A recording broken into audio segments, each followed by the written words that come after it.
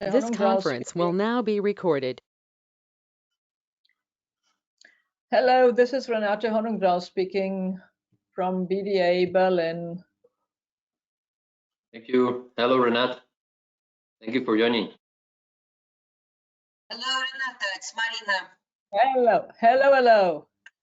Hello, Marina. Hello, how are you? Also, thank you for joining from Russia. Yeah. Hello, Renate. Hello, Erol. Good morning. Tunzi here. Hello to all of you. Hello, brother. Hello, hello. Hi. This is like a nice digital reunion. Hello, Fabrizio. We've heard a lot about you. How are you doing? I'm fine. Very good to be able to be with you. Lovely. Welcome. Fabrizio, as you can see, we are a very informal. I'm very grateful for this invitation.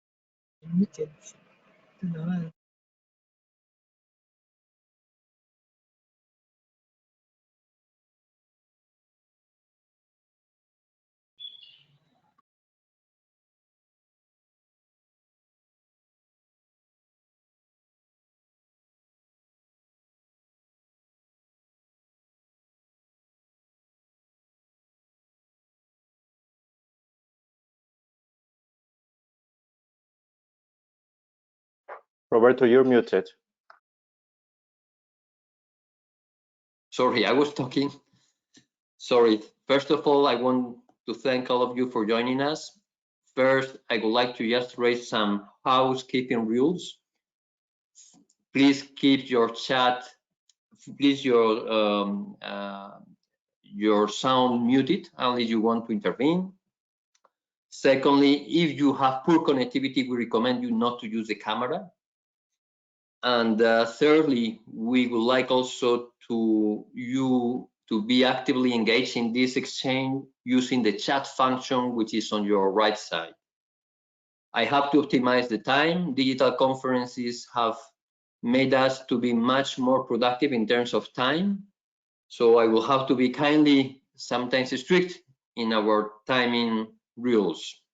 The first thing I want to say is thank you, and a special thank you to Fabrizio. Mr. Fabrizio Drummond, you are very welcome. UN Under Secretary General and Special Advisor to the Secretary General on UN 75 preliminary result. We are honored to have you within us in this family of IOE. The UN Secretary General, let me just refer to the context of this meeting, has called for action to tackle the many social and economic dimensions of this crisis that is now with us. We have been trying hard in IOE to activate our network of more than 50 million companies, but through our business and employees organizations, independent business and employees organizations, which are the ones being listened by many governments around the world in almost 150 countries. We have been trying hard to provide guidance and to have exchange on themes like return to work, telework policies, economic advocacy, effective employment measures, and also health and safety measures. And we had the honor also to have with us the Director General of WHO last week, together with the Director General of ILO. But as we have been defending, we will be judged and measured by our capacity not to act alone as IOE, as business community, but by our capacity to undertake effective joint action with other partners. We are on a daily basis working with the ILO, but also with the trade union, and we have also been working hard with the trade unions also to have some important measures. Also, we have launched an initiative on the garment sector very recently. What we are is very worried about the fact that many of our businesses are collapsing. They need liquidity. We need opportunities. We need also healthy environments to return to activities. But also we need to align ourselves better with the SDGs, the Sustainable Development Goals. And we should not abandon or forget these objectives, which are also important for business. We need also UN better understand our language, perhaps, our priorities as business, and we need to cooperate better. And the UN is a main partner for the business community. So the idea of this exchange is precisely to focus on how the private sector engagement with the UN needs to work or can work together. It has become more and more evident that in the context of this economic disruption, this partnership is more needed than ever. This is also a lesson that we can take from the UN report, the recent UN report on shared responsibility, global solidarity that has been produced by the UN Secretary General. I don't want to take more time. I just, with your permission, Fabrizio, I want to give the floor to our president, Mr. Erol Kiresepi, to provide us some words, also welcoming remarks. Thank you, Erol. You have the floor. Thank you, Roberto. Dear UN Undersecretary General, dear ladies and gentlemen, good morning, good afternoon, good evening, where you are. It is a great pleasure and honor to attend this conference along with such a distinguished panel. Our world today is dealing with a crisis of monumental proportions. The loss of human lives due to COVID-19 is very painful. The effects on the global economy puts a great pressure on the sustainable development of our nations. At this stage, when most countries are preparing to enter into the economic recovery phase, we have to double efforts on mitigating the effects on millions of people's lives, their livelihoods, and the real economy. As the president of the International Organization of Employers, the largest network of the private sector in the world, I have witnessed the enormous efforts that the private sector is doing to navigate the crisis. Despite the enormous pressure that the crisis has put on the sustainability of enterprises, businesses stand at the forefront of the finding of solutions to mitigate the socioeconomic impact of the COVID-19 pandemic. However, solutions and aiding recovery is a task that concerns everyone. No country will be able to exit this crisis alone. Stakeholders need to take action on labor market recovery now and ensure livelihoods are guaranteed in the longer term. Labor market solutions are urgent to cope with the dramatic economic consequences of the crisis in people's livelihoods. The importance of this relies on the fact that without a fast labor market recovery, the existing inequalities will be further exacerbated. It is in this context that the business community subscribes the UN Secretary General call for shared responsibility and global solidarity. As he states in his report, more than ever before, we need solidarity hope and the political will and cooperation to see this crisis through together. Working together, we can save lives, restore livelihoods, and bring the global economy back on track. We must work together more urgently than ever before to minimize the health, economic, and employment impacts of this crisis. To effectively respond, cooperation and coordination among international organizations, multilateral actors, and the business community is vital. Never have effective public-private partnerships been so necessary. Partnerships are key for global coordinated action. Neither companies, nor governments or civil society can afford to work in silos anymore. The role of the private sector for sustainable development and the need for partnerships, as acknowledged in the SDGs 17, has become now more evident. However, the crisis of COVID-19 has shown that there is still room for improvement on the engagement between the public and private sector, and that there are some prevailing challenges. Most challenges are linked to insufficient awareness in both the private and the public sector about the possibilities of collaboration. It is in this context that we must think about how to accelerate speed and bring the engagement to the next level. The aim should be to go beyond the usual suspects and better address companies which have not been so much involved yet.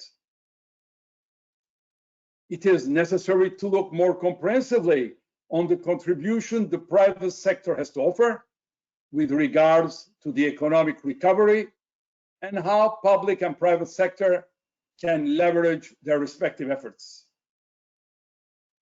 We need to become much more strategic in these partnerships. Each player brings his own competitive advantages into a partnership to create the biggest possible impact. National federations worldwide have the representativeness and legitimacy as the consolidated voices of business in shaping policy and making sure that policy for a fast recovery are actually designed in a way that companies can implement them on the ground. Therefore, responding to the socio-economic impacts of COVID-19 needs a stronger engagement between the UN and the representative employers and business federations. The UN resident coordinators have a key role to play on this task. I am sure that employer federations are very keen to engage with the UN, learn and convey their needs and strengths for the implementation of mechanisms to tackle the social and economic dimension of the crisis. Businesses are 100% committed to work on the economic recovery of our nations and the realization of a better normal after the pandemic. We look forward to strengthen our partnerships with the UN as well as any other stakeholder at the global level. Thank you very much, Fabrizio, for taking some time to make the session possible. I wish you and all the participants a very rich exchange and a successful meeting. Thank you, Erol. Fabrizio, with your permission, I'm going now to give you the floor, but just to remind that immediately after your intervention, we'll have calls on regional IOE members, specifically in 3, which will give some very brief input. We'll have with us Mr. Mtunsim Duaba. He is the IOE Vice President to the ILO. He's also the President of Productivity South Africa, the Chairman. We have also with us, and he wants also to make some remarks immediately after your intervention, Farooq Ahmed. He is the Secretary General of the Bangladesh Employers Federation. And also we have, and I don't know if she managed to connect because she had some connectivity problems, Liga Mengelsone, Director of the General Latvia Employers Federation. But Fabrizio, the main question that we have for you is how employers, how business organizations can contribute better to the global governance and strengthen the implementation of the SDGs in these critical moments. The floor is yours. Thank you so much again. Thank you. A very warm greeting from New York to all of you, wherever you are. It's really an honor to be able to participate in this fora. Let me say at the outset that I hope very much that you're all safe and sane despite these extraordinary, crazy circumstances. And let me also say at the outset that I apologize for my haircut. I'm afraid barbers in New York have been closed for 2 months, and it looks as if they're still going to be closed for some time. So it's good you got me now and not in a month from now when you might not have been able to see my face because of the hair. Anyway, I'd also like to thank you, Secretary General Suárez Santos, and of course the distinguished President Kiresepi for your opening remarks. We're marking the 75th anniversary of the United Nations in extraordinary times, but also in an extraordinary way. The aim is not so much to have some sort of celebration. This is no time for celebrations. The aim is not to lecture people about our achievements. The aim is really to hear from people across the world, from classrooms, from boardrooms, from parliaments, what their hopes are for the future, what their fears are for the future, and how they see the role of the international cooperation in better reducing the gap between the future we would all like to see and the future we may end up with if current global megatrends are not better addressed. And of course, in that process, the voice of entrepreneurs, especially medium and small entrepreneurs who really drive employment, drive public welfare, is absolutely critical. And we're very grateful for the many efforts the IOE have made in trying to help us gather those voices. The opinions we collect from all over the world will be presented to heads of state who will be meeting in one form or another here in September this year. And we hope to use that synthesis of views from across the world, from across different stakeholder groups, from across different sectors to reinvigorate the multilateral project. And we believe that's particularly important now in light of a very dangerous contradiction, and that is the contradiction between a growing number of international challenges that can only be solved through international cooperation and a retreat from the methodology of international cooperation. And part of that is because of resurgent nationalism, resurgent isolationism. And that the argument that often goes hand in hand with that is that you're either a patriot, a nationalist, or you're an internationalist. And one is good and the other is bad. Our view is that that is a false dichotomy. That is a false opposition. Whether we like it or not, our world is interconnected and interdependent. And you cannot be a true patriot, you cannot be a true nationalist unless you also care about what is happening to your neighbors, what is happening elsewhere in the world, because the world has shrunk and we are all dependent within our own borders, within our own sectors, on what happens elsewhere. I think we're all grateful that we're able to continue to work despite this lockdown, and that's in a large part thanks to digital technology, and it's in a large part thanks to the hardware we're using here. Well, I can assure you, and you probably know this much better than me, that every little bit of hardware we're using here probably is made up of products from 50 plus countries. That would be impossible without international cooperation. That would be impossible without international trade agreements, without a degree of international peace. So we reap the benefits of international corporations in so many ways that we don't even fully realize. But of course, to maintain that requires a conscious efforts. And that's just one indication, but there are many other challenges out there where we need intensified international cooperation. And I'm thinking, for example, of climate change, that which no government, no country, however powerful, however rich, however mighty, can solve on its own. I'm thinking of protracted conflict that is holding so many of the regions of the world back from development, that is fueling migratory trends, and that is also having a terrible humanitarian and human rights impact. Such protracted conflicts cannot be solved without international cooperation. I'm thinking of demographic changes. We are walking into an era where we not only have more people alive than have ever been alive in the whole history of the world, but also we have unprecedented youth bulges in some parts of the world, unprecedented proportions of aging populations in other parts of the world. And to manage those trends effectively, again, we need global cooperation.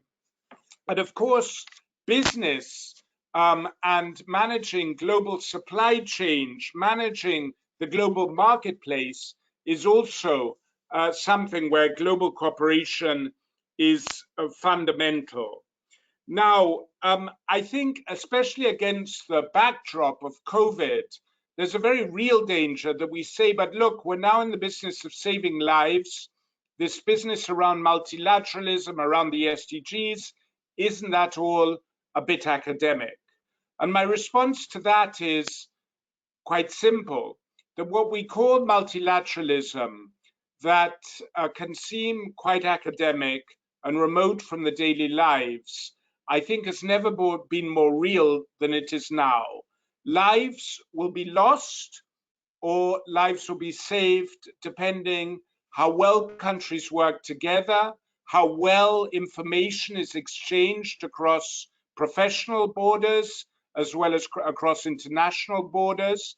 The vaccine will become more or less effective, faster or slower, depending on international cooperation. So multilateralism is not something abstract and remote. Multilateralism, its presence or its deficits, will determine the safety and life prospects of each one of us. And in terms of the business community, I think after such crises, and we saw this a little bit in 2008, there's often, when the business community has been so hard hit, a temptation to say, this is not a time to worry about inclusion, this is not a time to worry about climate, we have to worry about getting back to work, getting people employed, we have to worry about making up for our tremendous losses and be single-mindedly focused on profit. You know, we would argue that's dangerous short-term thinking. Of course, that is all important, but those considerations, as vital and as important they are, cannot exclude all others. Climate change is no different. It's a slow onset form of COVID.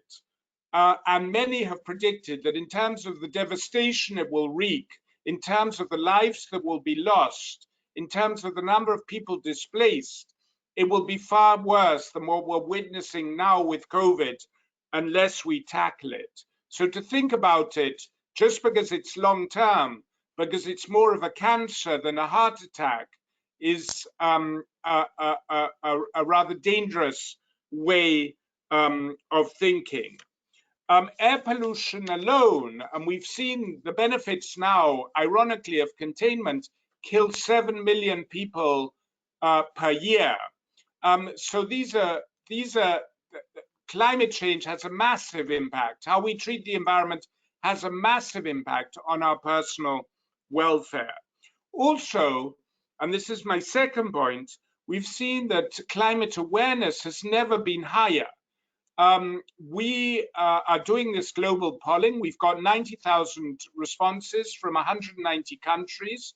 And we're finding that while people's the priority of public health has grown more important for many people, it is still far outweighed around concerns around climate. So COVID or no COVID, what worries the world most is still climate change. And I think we'll see, as people have also seen in many cases, through cleaner cities, cleaner rivers, more apparent wildlife, where people have seen just how much nicer the planet in some ways could be, we believe that consumer choices will be much more climate conscious in the aftermath of COVID.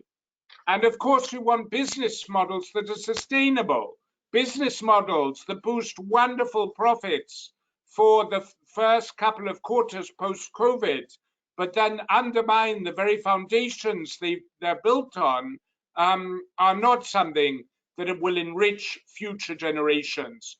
And if I may say, I think one of the curses of our time, which is perhaps unique to our generation, and is this loss of perspective of any sort of obligation towards future generations. If we, until this moment of COVID, have managed to live in an era of relative peace and stability, it's not through any great contribution of ourselves. It's thanks to the foresight of our forefathers, who did not only think about their immediate profit, who did not only think about what they could get out of the world for the next quarter, but who thought very much about the sustainability of the future.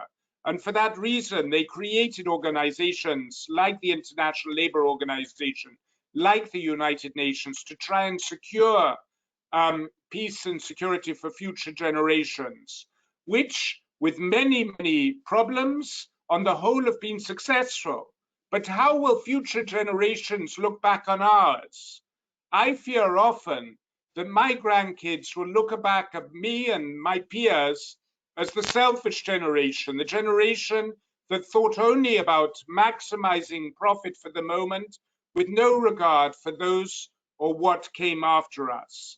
And I think COVID, with all its pain and terrible suffering it's caused, is also a moment to pause and to reflect and to come to our senses and to do our utmost as we build back and as we reinvest, to think not only of our immediate welfare, but what we can do to secure the welfare of future generations. I don't think any of us wants to hand on a world to our children or our grandchildren which has a much worse climate than the one we inherited from our parents.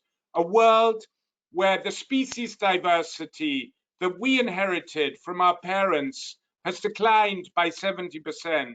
A world where inequality in 2 out of 3 countries has grown far worse than the inequality we experienced growing up. I really think we need to think much more about the sort of world we want to leave behind for those who come after us, the world we want our kids and our grandkids to grow up with. And for that, we need to create the platform to take the longer term view, the platform where voices come to the fore about future priorities and worries of the threat to that future.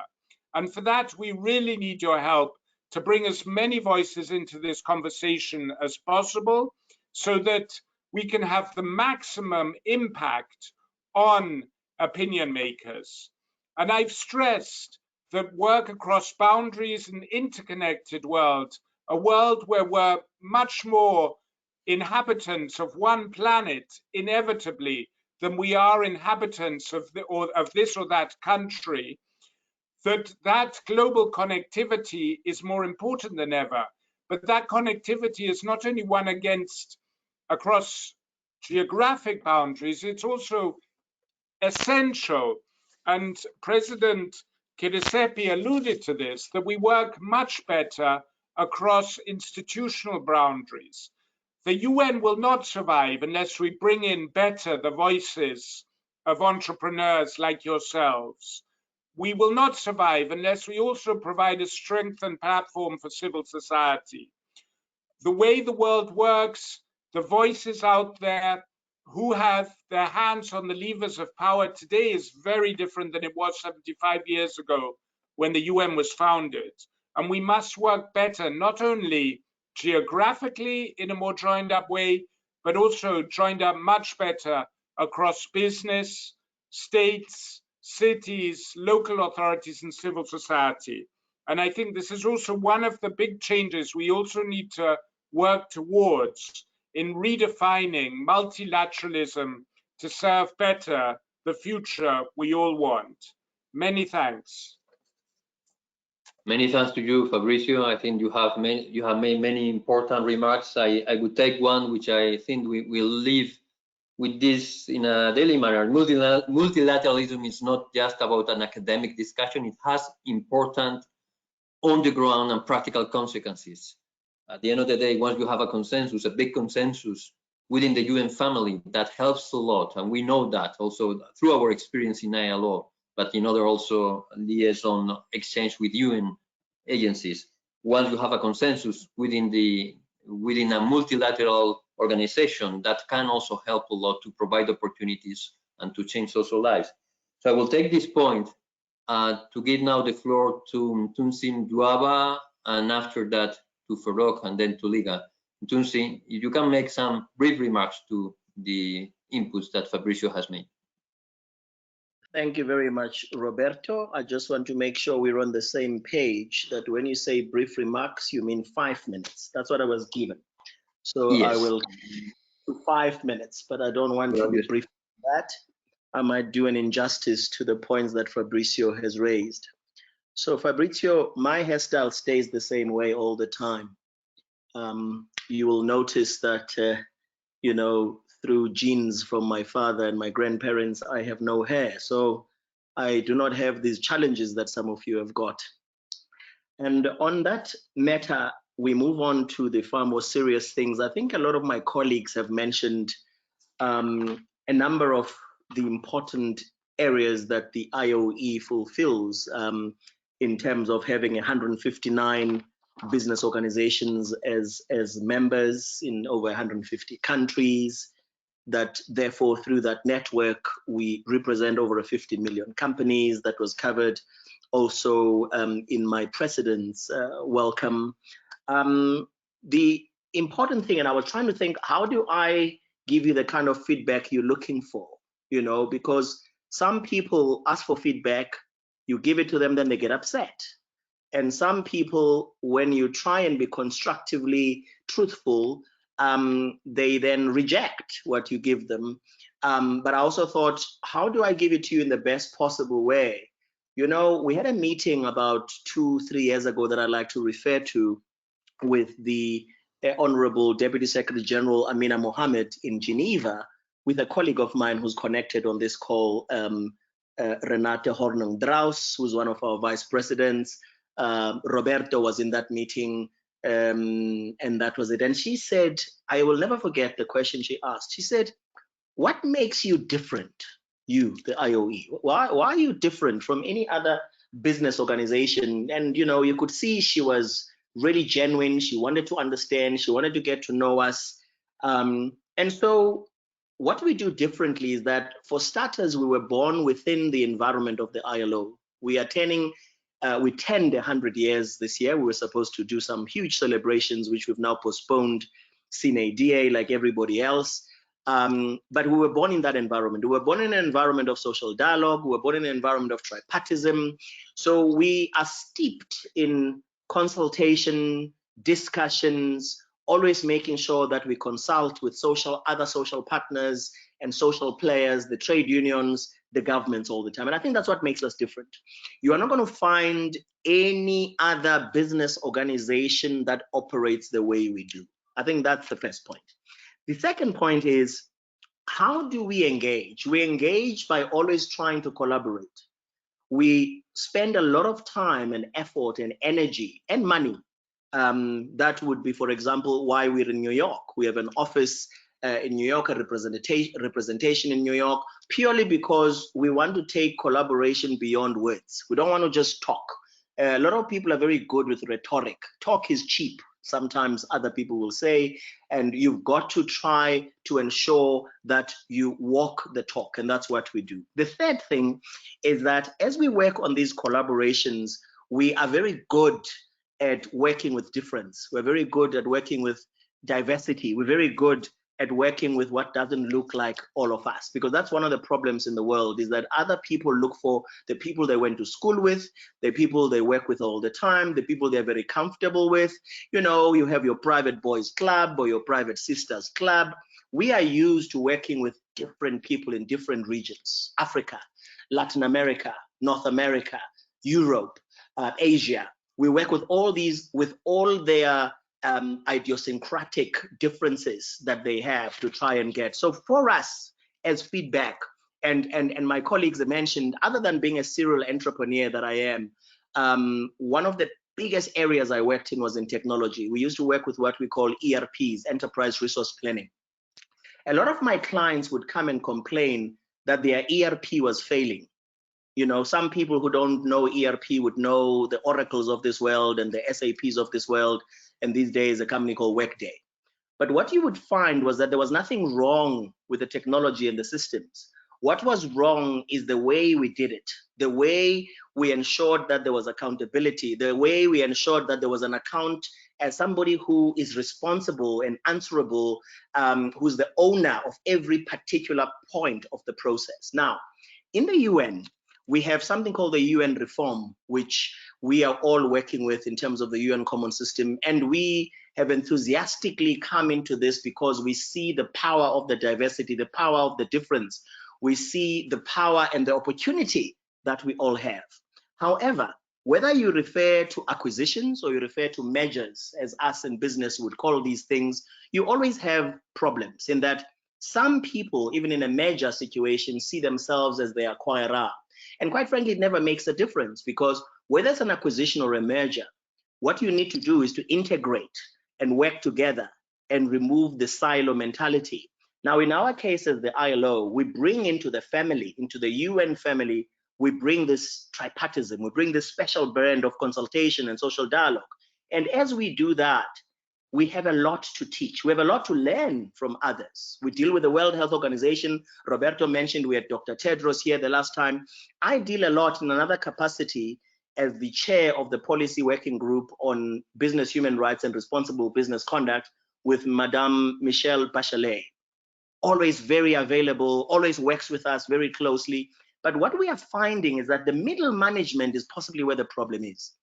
The UN resident coordinators who are supposed to be on the ground, who are supposed to be the ones who ensure the impact of our decisions, who ensure the implementation that is happening, the change that is required, have a lot to learn. But unfortunately, we don't pick up sometimes the kind of appetite, nor the humility to understand or to acknowledge and appreciate what they do not know. I mean, I do know, my colleagues don't want me to say this, so I'm going to say it because I'm not politically correct.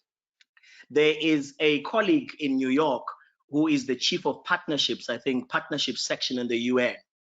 Now, chief of partnerships is where it should be happening. But I'm told that the level of red tape and bureaucracy to get to her is unimaginable. And then after all of that red tape and bureaucracy, she then does not want to meet. She says, no, I don't need to meet with you. But she doesn't even know what we're going to say. So shouldn't you at least meet with the people and understand what it is they want to say to you before you say no, especially when we've gone into all the trouble to get to you, which has taken us weeks.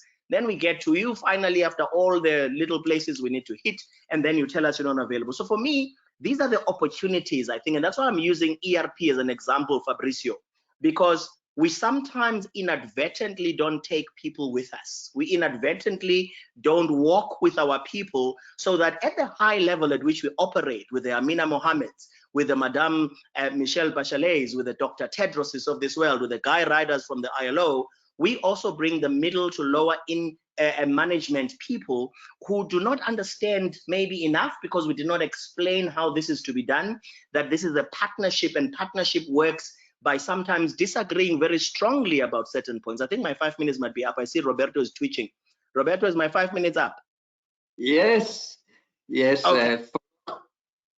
So let me round up then, because I can see when Roberto is starting to be uncomfortable. So I don't want him to be late. So I'm just mentioning those as opportunities for Fabrizio, but we can always elaborate. We'll exchange email addresses. I'm sure Roberto will help us so that one can elaborate, because us who are practitioners in this world, who work with the UNDP, who work with the WHO, who work with the UN High Commissioner's Office, who work at all these different, but also work on the ground, who work with our people at ground level, at national level, where the UN wants to make a difference, and who want to collaborate with us.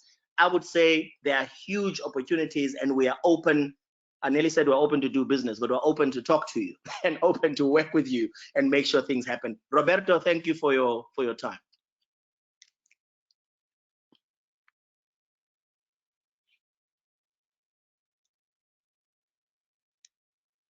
You are muted, Roberto.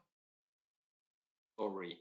Farooq, you have the floor. Farooq is the Secretary General of the Employers of Bangladesh. Thank you, Ntunsi, for your contribution. Thank you, Roberto. At the very outset, I would like to express my special thanks to Fabrizio for his very encouraging remarks. It really speaks or gives an indication that the UN is thinking to re-energize the world. Dear Excellencies, colleagues and friends, good morning, good afternoon, good evening, or even to good night to some of you. It's a great honor and privilege for me to express my sincere thanks to the UN and the International Organization of Employers, IUE, for their most coveted and delightful presence for the past 75 and 100 years respectively. We are indeed privileged as a member of IUE and take pride in endorsing this dynamic and magnificent journey for 100 years, and more importantly, for remaining increasingly relevant. It has only been possible due to the flexible strategy adopted by IUE from time to time and remaining at the core of its members. On the other hand, UN is the global umbrella which shades peace, security, and congenial environment to all living and non-living entities. The ultimate objective of any activity under UN system is to attain peace and tranquility following a democratic process, safeguarding people's rights and privileges, envisioning equal justice for all. Hence, UN was recognized as a Nobel Peace Prize winner in late 80s. Since the past 7.5 decades, UN has devoted its entire efforts in building peace and undertaking human-centric development initiatives. Over the years, the relationship between the UN and the private sector businesses has taken a dynamic transformation. The UN has rightly captured the need and contributions of the business community through forming the UN Global Compact. UN has embraced the business entities more thoughtfully, initially through MDGs, followed by SDGs. The 17 goals and 169 targets are covering all walks of people and their lives and livelihoods. These goals and targets have rolled out a path of transformation, taking a society-whole approach for the development with a renewed shape in the era of the fourth industrial revolution. Pursuing SDGs with the philosophy of no one to leave behind is the main driving force, creating a synergy among all stakeholders across the world. Business enterprises are integrated throughout the process. In today's world, the role of business enterprises do not remain confined to usual common corporate functions only. It goes much beyond, fostering visible progress for people, planet, and prosperity, achieving an inclusive and sustainable society for all. In order to attain that, there is no alternative but to a deeper engagement with the UN system to stimulate actions in areas of critical importance to humanity and the environment. The high-level political forum on business held in 2017 at UN headquarters, New York, recognize the need for sustained integration of businesses with the UN system for businesses to continue taking a new trail of development imbibed with productivity, innovation, technology, and branding the new generation with a stronger will to move forward. We at respective country and regional level have been trying our best to remain engaged with the Office of the UN Resident Coordinators and pursue attainment of SDGs in appropriate forms following collaborative and partnership approach among relevant stakeholders, primarily business community, government, and the civil society organizations. We are also partnering with the government in voluntary national reporting initiative, rendering inputs to the SDG reporting channel. While the need for deeper engagement of businesses with the UN system, there are challenges down the line. One of the main challenges is the perception of barriers. Your contribution, we will thank you, okay? Because we have not much time. Okay, so finally, I would like to, from the wider part of the business community, nurturing in the field, genuinely feel that our mother organization, IOE, which represents the global business of a voice of business, should be awarded with the observer status under the UN system soon for better representation of the global businesses with the true reflection of stronger partnership for attaining sustainable development goals. I thank you all. Thank you very much, Farooq. I think that your contribution is important precisely now that you have many challenges, especially in the government sector. And we are also closely collaborating with you in this area. And we know how difficult the situation is right now in the country. We have also Liga. Liga is the executive director of the employers of Latvia. Latvia is one of the countries which have transformed itself in many sense. And the Federation of Latvian Employers is one of the most active also within the European members of IOE. And we would like also to have her with us. Latvia, are you well connected? Because you had some challenge because we are moving from one place to the other. Yes, hello, dear friends. Hello, Roberto. Hello, Erol. Hello, Renata. Hello, Monty and Lorenzo. Everyone, it's so great to both hear you and see you. This time is very challenging for all of us, for all globe, and maybe I can give our greetings from Latvia and from country which happily we are not suffered from this disease as much as other countries. Maybe because our government reaction was quite sharp and very timely. Maybe because our society is very disciplined, and maybe we are from north. We don't know, but the results are very good. Despite that, of course, the situation. Hello.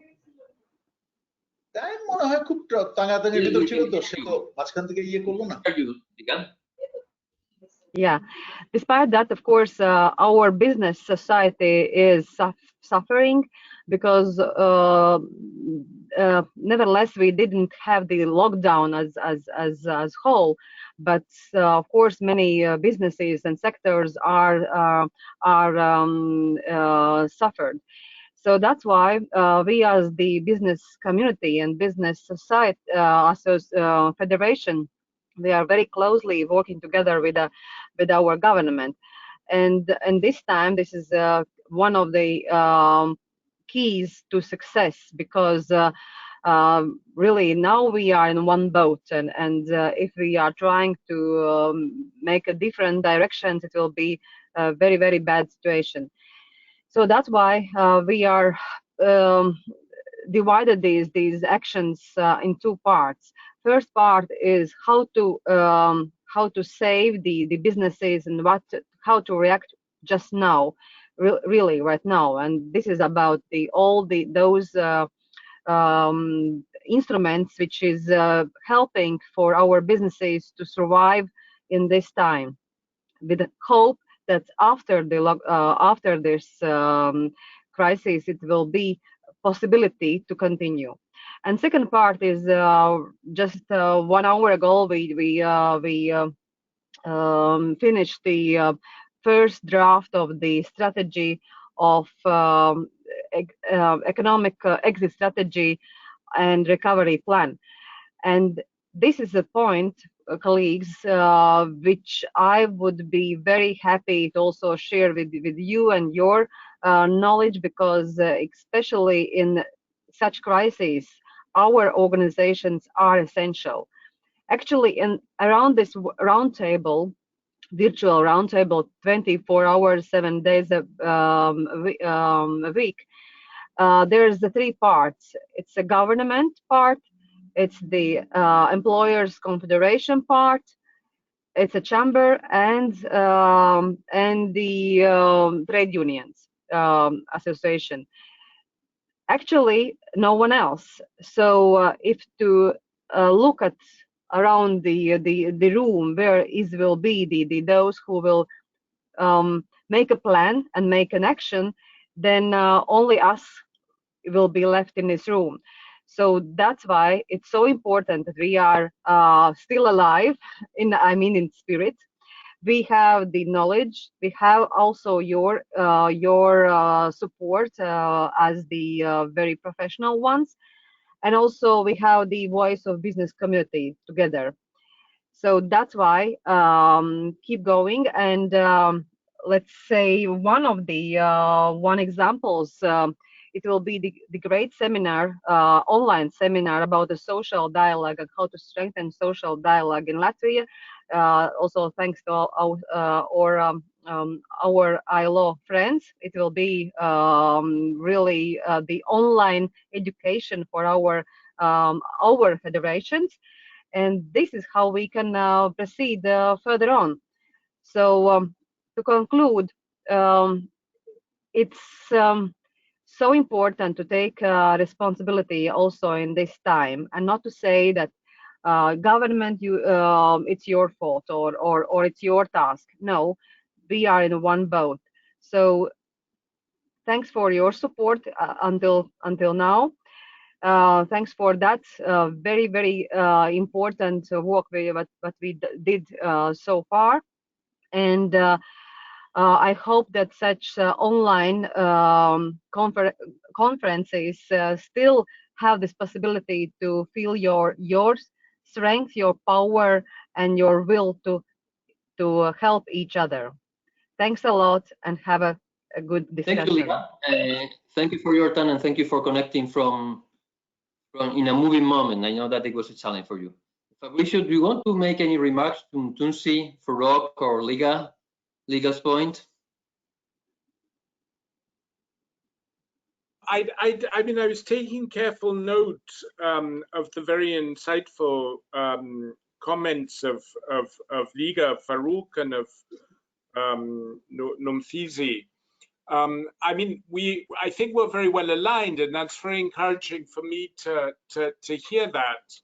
And you know, there was a lot of worry. I attended Davos in January with the Secretary General, and it was very encouraging to hear in Davos how the business community had grown more and more aware of social responsibility, had grown more and more aware of the importance to contribute to the SDGs. And there has been worry that with this devastating downturn, it would be felt that those worries would be seen as a luxury and no longer so important. So to listen to 3 of your distinguished members speak so eloquently on the continued priority has been very encouraging. I mean, I must say that I very much appreciate Natumzi's frankness, and we need that frankness. And if there have been problems in connecting with people in the Secretariat, I can't speak for the whole organization, but next time, please come to me and I'll do my utmost to help. And I must apologize for the poor experiences you've had with some of my colleagues, but I'll do my best to help you next time. Thank you.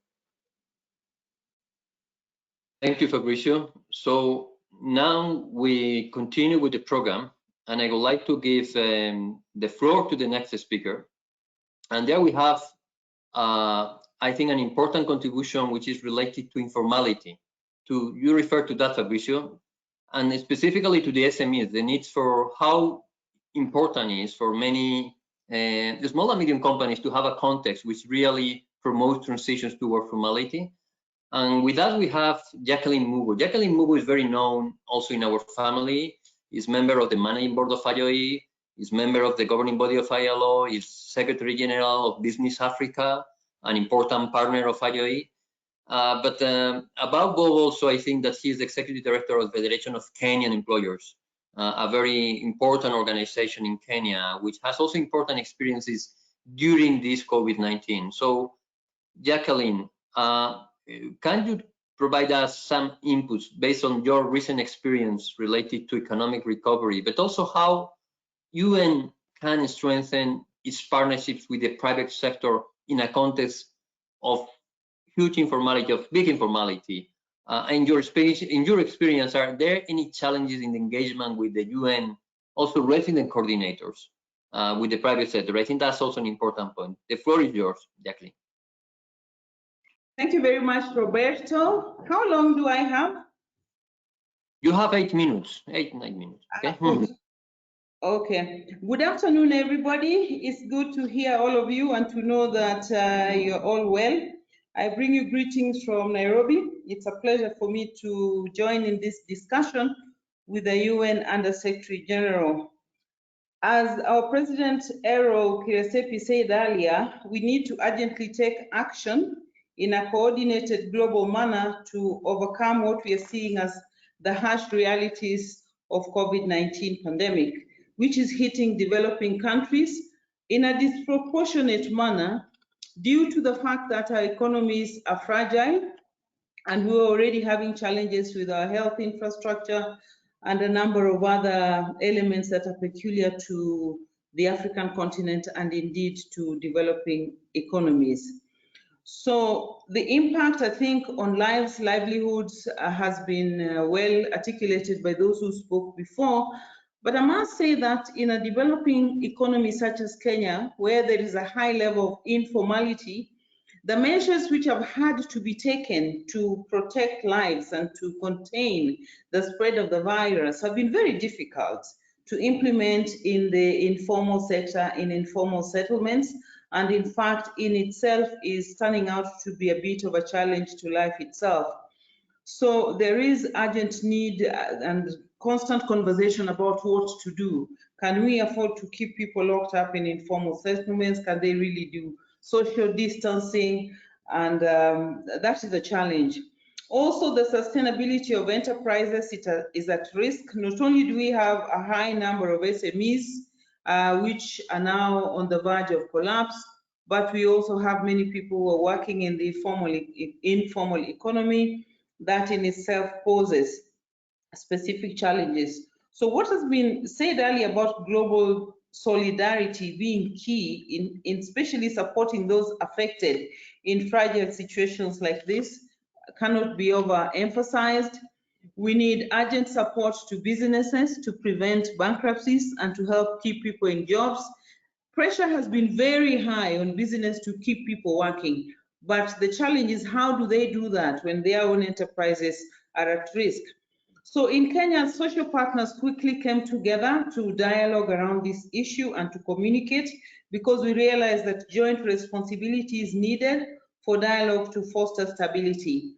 And we have, through difficult consultations, negotiations, and discussions, managed to come up with some tools and a document that was signed called the Memorandum of Understanding, which has provided a framework for enterprises to address and also for unions to accommodate, to both commit to keep people in jobs and to foster stability. So I can say that employers have actually taken a lead role in negotiating agreements with the unions to deal with labor relations and the challenges brought about by the crisis. And this Memorandum of Understanding has given a framework for managing social dialogue, for looking at options of sending people on unpaid leave or freezing wages, suspending collective bargaining agreements, issues that have never really been accommodated in the past. but there's been unusual approaches in recognition of the crisis that we all face. Also, government has been strongly engaging the private sector to be able to come up with solutions and to give some incentives, which I think have been talked about in the past. But the reality is that the incentives, whether they're tax rebates, whether they're reliefs given to the low-income earners, are not enough. So we still have a challenge about jobs. And it will be very important in terms of facilitating market recovery and market access to look at ways of boosting not just the SMEs, but the informal economy, which employs over 80% of people. In fact, looking at the economic report for Kenya last year, that figure of 80% has jumped to 90% of jobs coming out of the informal sector. So this high level of informality poses a very unique structure and category of challenges. And it will be very important to look at this sector because it is struggling, as I said, with issues of social distancing and the likes, and the lives that are impacted there are the key drivers of the economy largely in these huge populations. And indeed, even facilitating health, testing them has been a challenge. So as we look ahead, I think the need to give some economic stimulus to recovery for this particular segment becomes even more important, and they will continue to be hampered by the crisis unless we have a very clear way of addressing that. And you see, the other issue is that Africa, although the continent has not been as impacted as other parts of the world, the reality is that Africa has no shock absorbers in place to cushion the economy, and it doesn't have arrangements such as social protection or safety nets or unemployment insurance. It exists in a few countries like South Africa, but most countries really don't have that, and the health structures are already very fragile. So the crisis itself has hit the informal sector and the SMEs very hard, compounded by the fact of the conditions under which life is lived in those particular segments of society, which forms a large population in our continent. So I can say social dialogue has worked. There are special arrangements that have been arrived at through difficulties, but unions are struggling with explaining that to their workers. And long term, what we see is a specific need for intervention to address the informality and also to help the population there. The other aspect I was asked to talk about is the role of regional coordinators, which in Kenya has taken some evolution. Up until about 6 years ago, I think there was very strong conversations with the UN. But in the last few years, because of the restructuring and the reforms that Mtunzi was talking about, there's been a bit of disconnect between them and the employers and social partners in particular. But I do recognize that the UN and especially the regional coordinators play a crucial role in the assessment of the specific needs of each country, and also having coordinating mechanisms to provide resources to developing countries, as well as ensuring that if there's any stimulus package given, it is channeled in an efficient and equitable manner. And so the guidance from the UN in this aspect is very key.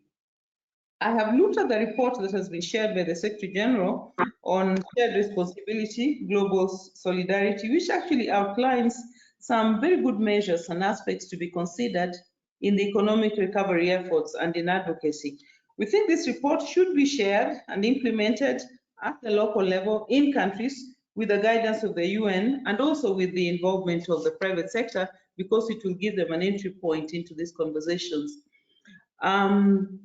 The reality is that the UN resident coordinator, although playing a key role in interactions within the country, largely is divorced, at least in my part of the world, from the employers' organizations. Maybe this is a function of time and the fact that UN global compact in many countries in this part of the world sit in other organizations and not employers' organizations. Where they're driven by employer organizations, I think there's an easy connection with the UN, but where that is not the case, such as in a country like Kenya and a number of others, there's been a bit of difficulty.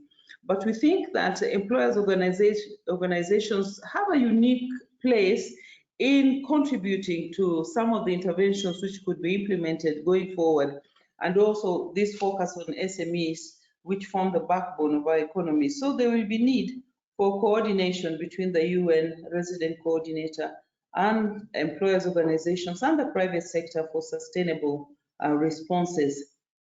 Also, I think the idea of social dialogue is an area that we could do more work in to enhance the understanding of the regional coordinators. It being true that by and large there is an absence of channels to reach and engage with social partners, but if there was a program to together better understand social dialogue and its implications, that could work.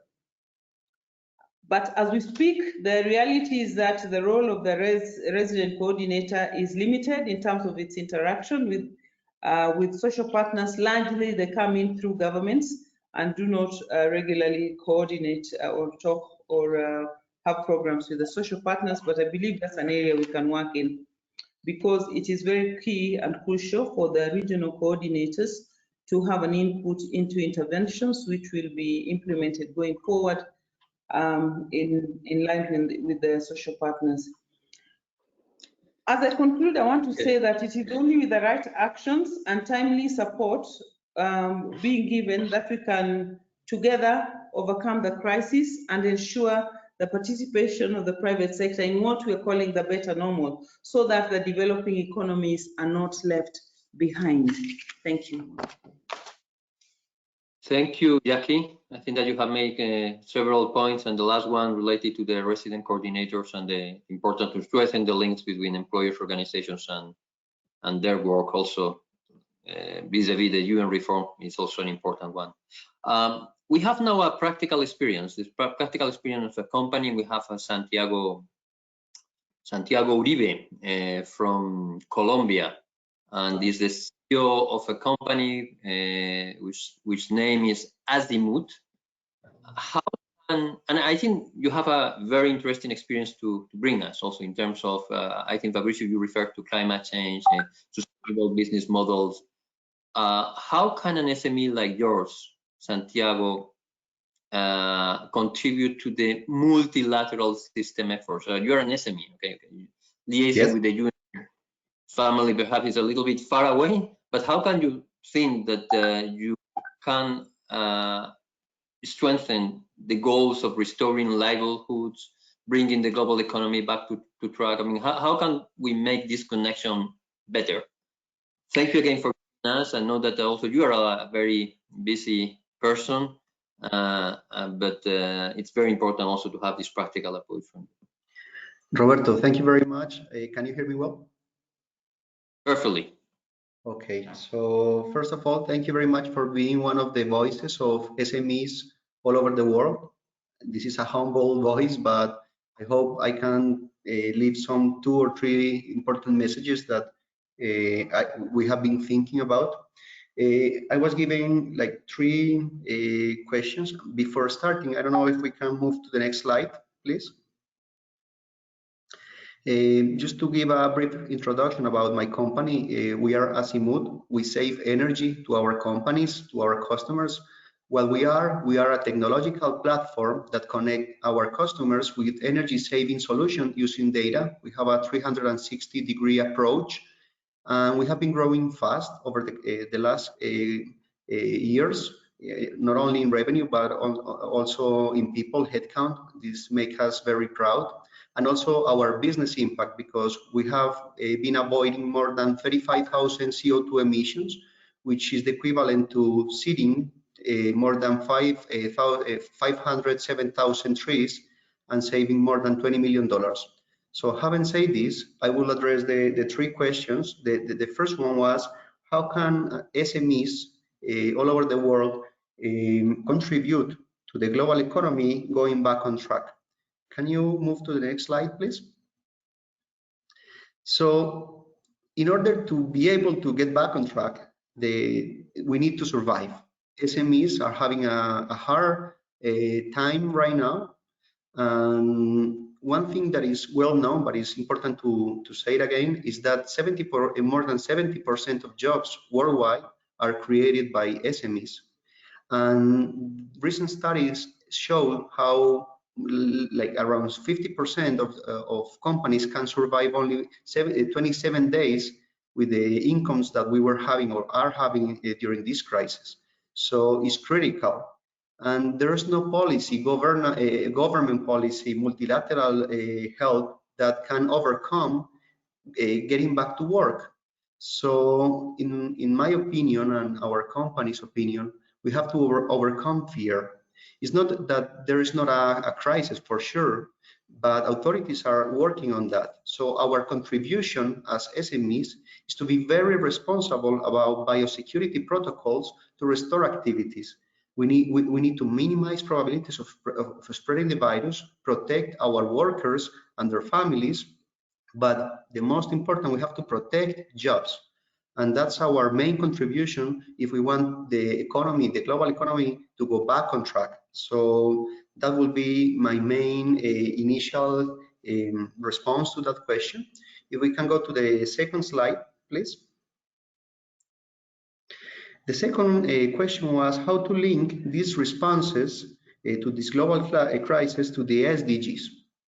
And again, SMEs, we are on survival mode.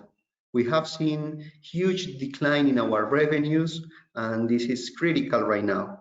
And it's hard to think on SDGs, but let's look ahead.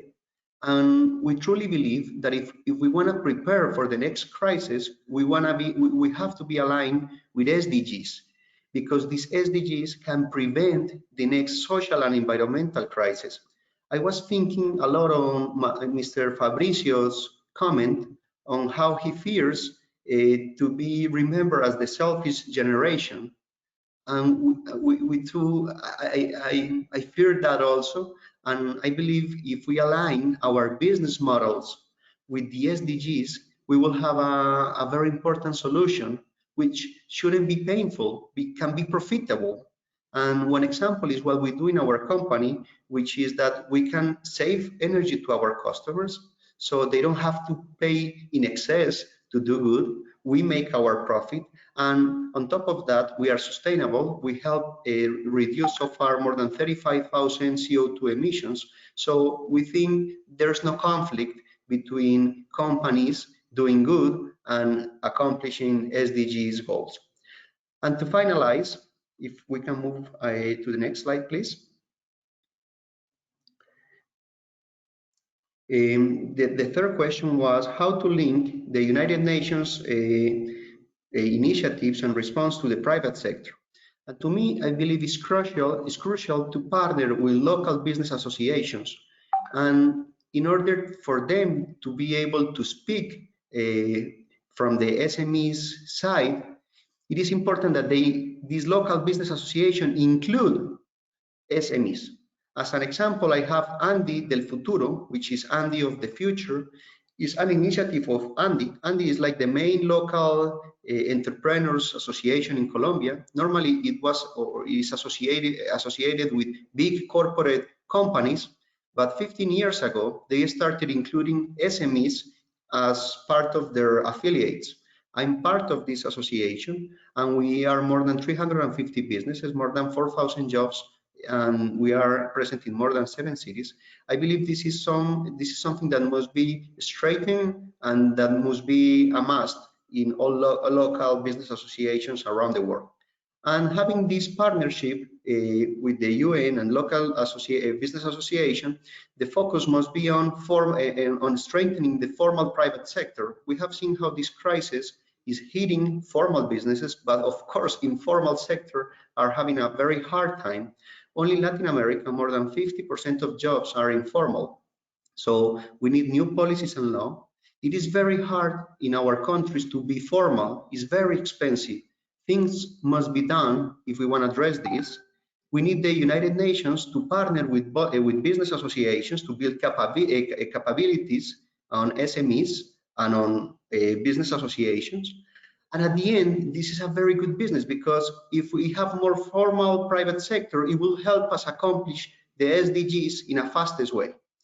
So to finalize, if we can go to the last slide, to me, this is like our mantra. This is what we get out of bed every day. This is what we have on our genes in our company, and it's how we can live a better world than the one that we found for our kids. So coming back to Mr. Fabricio's fear, I believe this is something that we all must think about. And thank you very much for the time. Thank you to you, Santiago. I think that you have made a very interesting contribution. Also, alienating the business model to the SDGs. I think, well, it can be very rich, and also for the future. You also refer to the formality. For formality is expensive. Being formal is expensive. You said more specifically. Yes. But UN to some extent also can help also to promote this transition. This is also what we are trying to push also with IOE and with Andy, by the way, okay, and the role of employees organizations. Let me move to the next speaker, who has been, by the way, before I go to the next speaker, I also want to thank our Asian participants, including Farooq, because of their patience. I know that it's very late in this area of the world, and they are always very engaged in these discussions, even though the time is very late. We have Monica with us. Monica, apart from being the CEO of Manpower in Mexico, she is also one of the board members of Coparmex. Coparmex is one of the main employers and business organizations in Mexico. The United Nations, Monica, has called to scale up the immediate health response to suppress the transmission of the virus.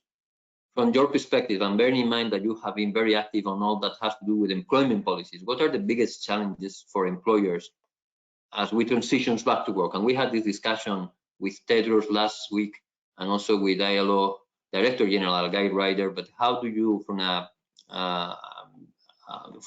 the perspective of Mexico, a country like Mexico, which has a very difficult political context, also I have to say, how do you see this transition back to work?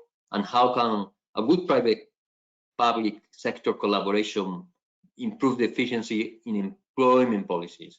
And all this, how do you see the role of UN? How UN can play a good, important role in terms of improving this efficiency in the partnerships and supporting coordination action across all sectors?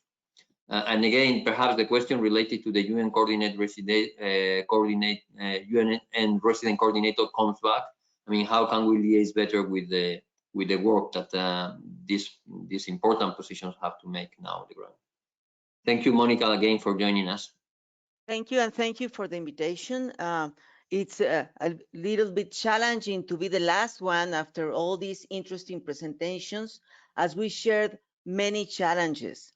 Also, the hair challenge. If you saw the photograph, I have a short haircut and now have a long hair after the quarantine.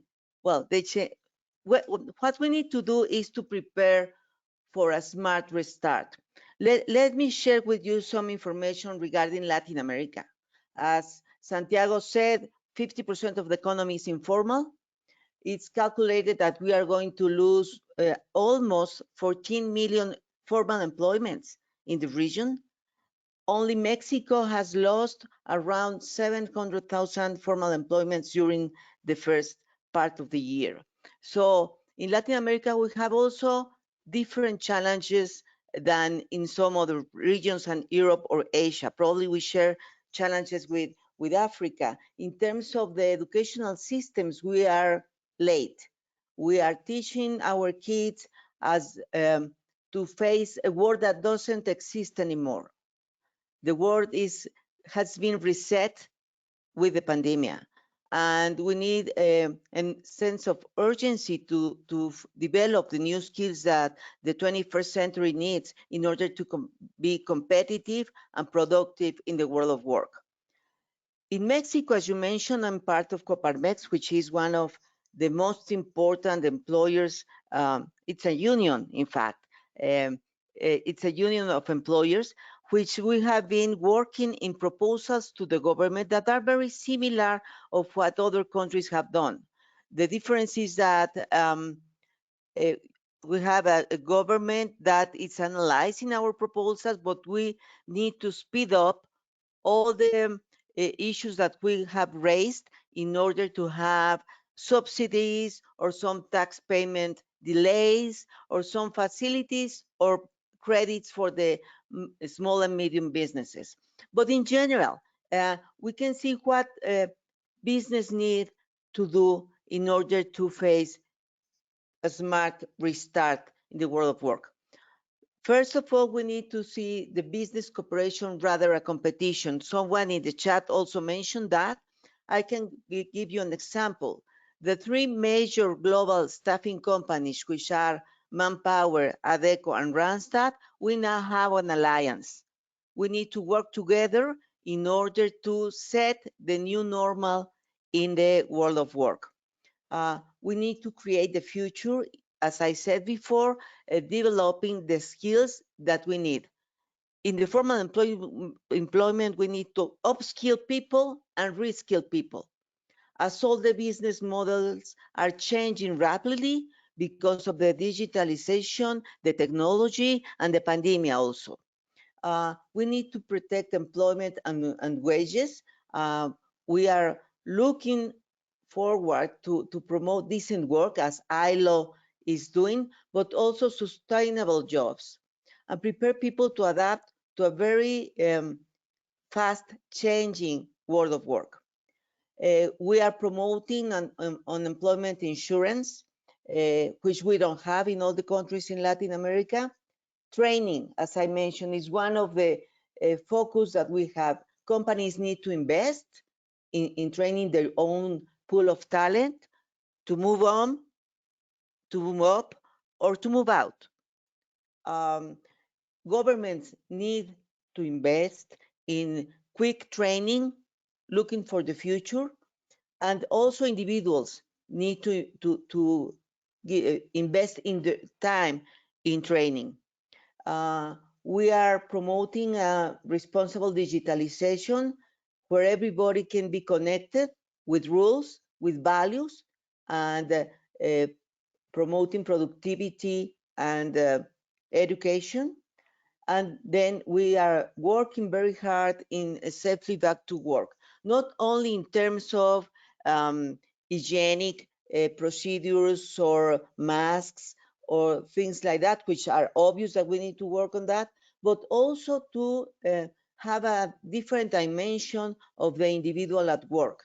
Because now we have demonstrated that the most essential activities are done by people that not necessarily have university titles.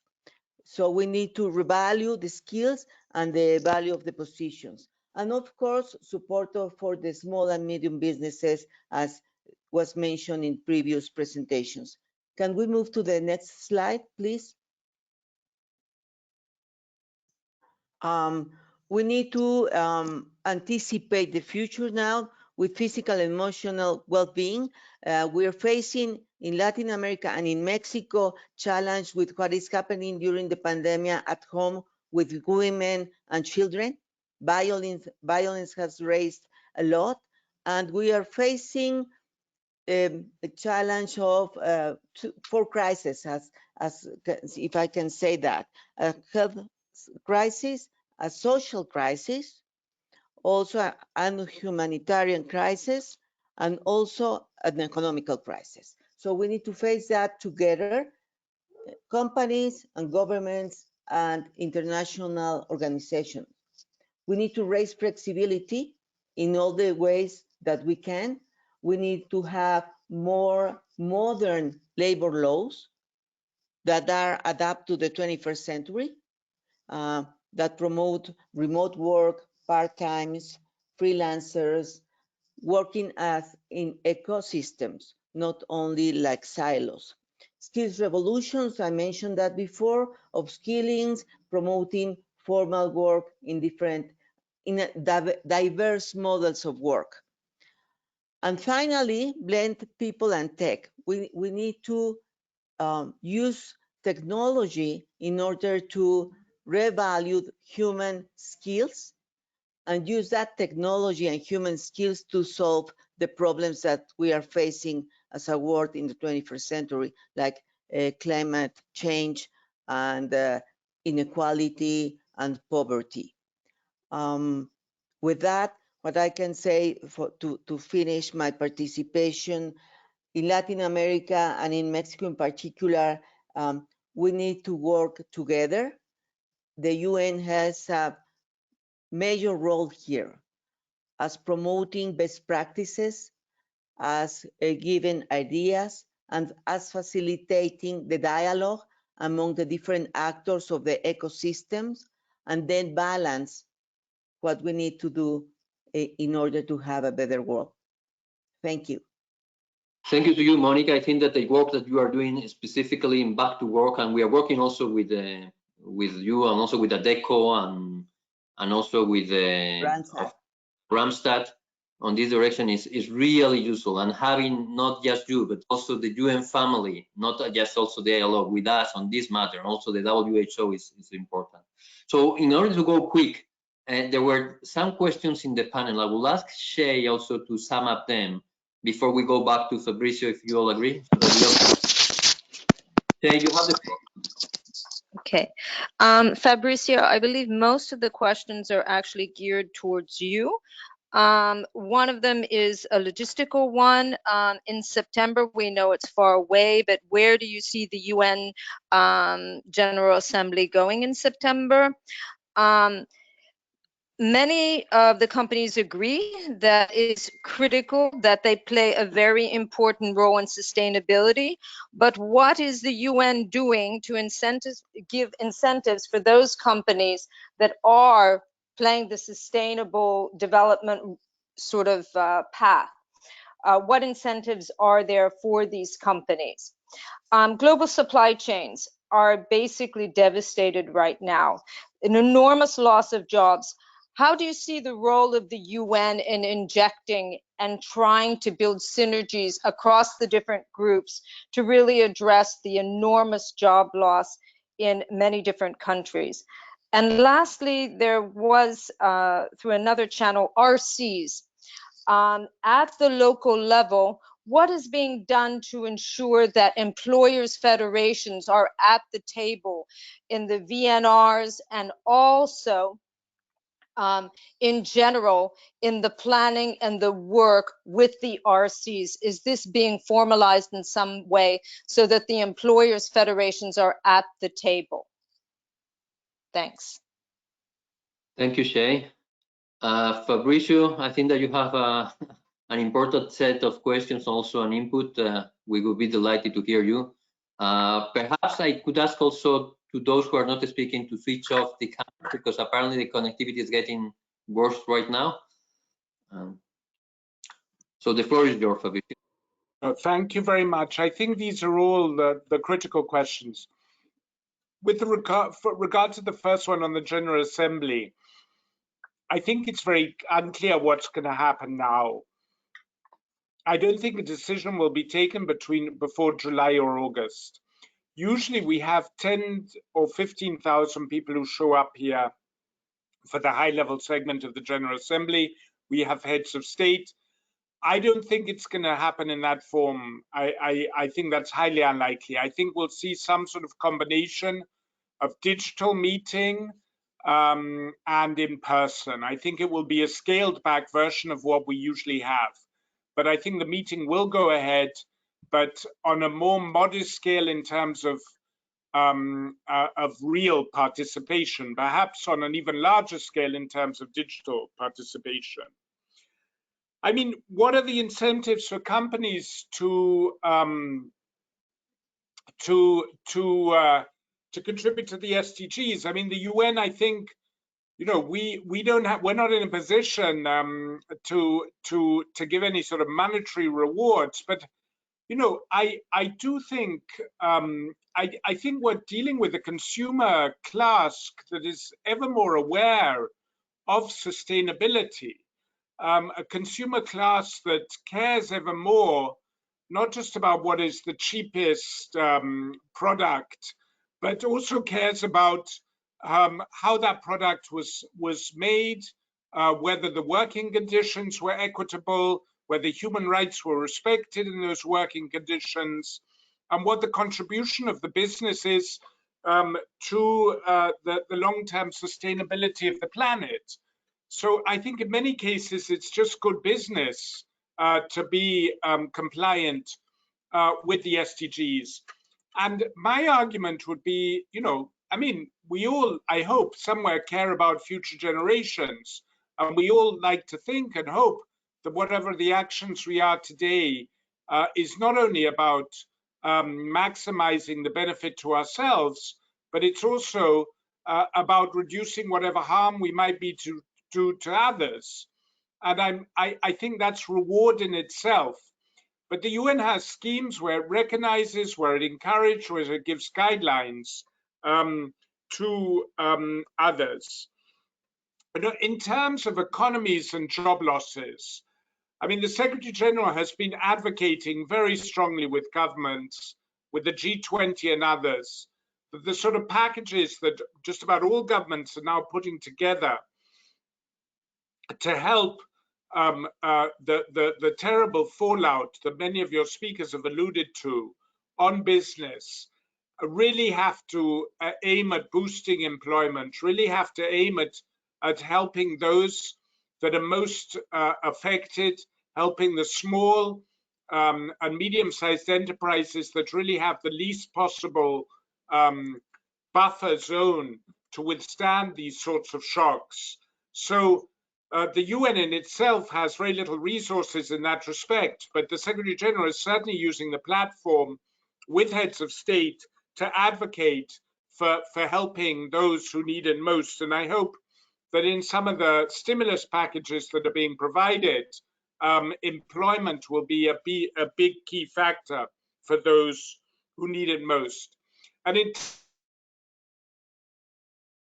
from this meeting, I'll go back to my colleagues who work with our seats, and we'll do our utmost to ensure that you're more consistently at the table and more consistently consulted with.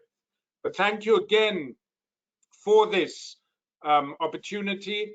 I think I come away from it tremendously encouraged. I think our objectives are very much aligned, and I hope we can grow ever closer and work ever better together. Thank you.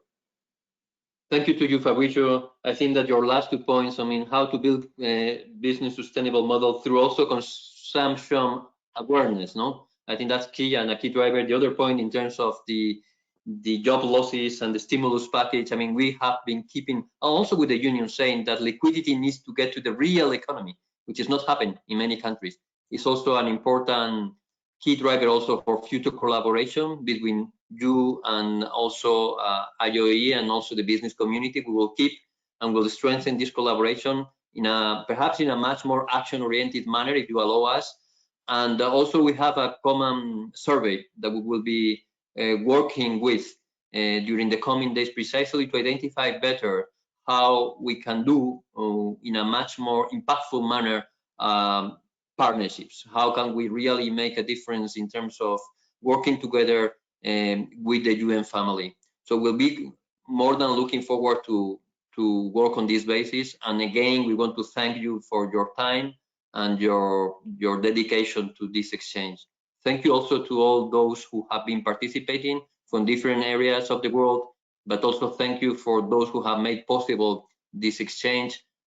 Shay, also Matthias, and all the team of IOE, including Marina and Elodie, Luis, that have also been working hard also to make this possible. Thank you again to all of you. Have a nice morning, afternoon, and evening. See you soon. Keep safe. Keep connected. Keep connected. Thank you. Bye. Thank you all. Thank you all. Bye. Thank you. Thank you. Good morning. Thank you to everyone. Bye. Thank you, Roberto. Thank you. Bye-bye. Thank you. Thank you.